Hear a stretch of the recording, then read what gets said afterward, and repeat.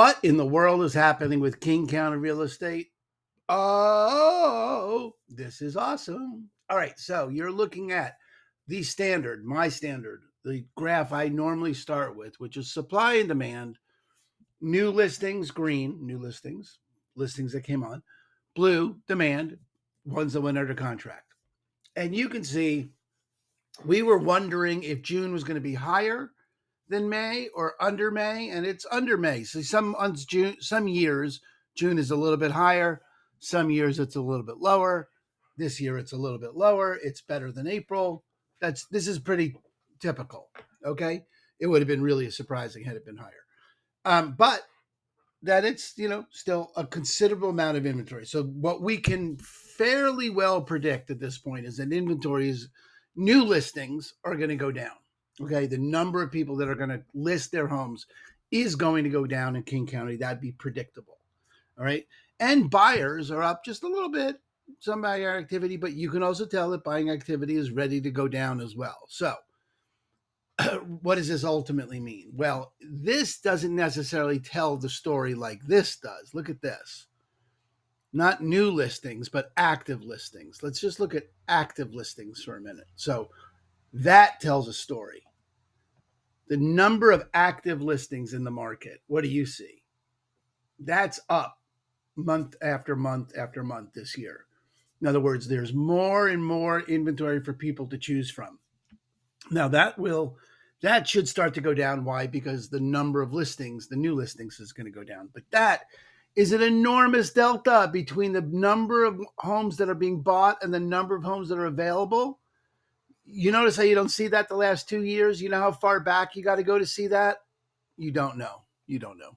Why would you know? Why would you know? That's why you came here, for me to tell you. But look, I will tell you. I will show you. I will do better than tell you. This is show and tell, people. Here's the show part. Look at that.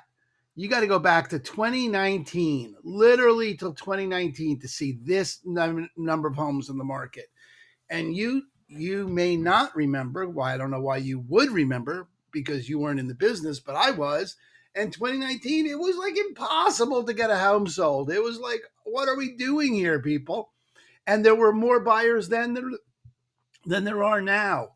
So ultimately, this is going to be a slower time to get your home sold. Now, I say all that, and we just listed a home last week, and we sold it at $150,000 over asking, and that was the second time that month that we did that.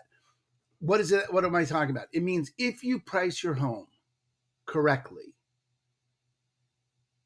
buyers will come and they will see it, and you will get it sold. I mean, we had about 150 showings. We sent 10 pre-inspections out, but we only got 4 offers.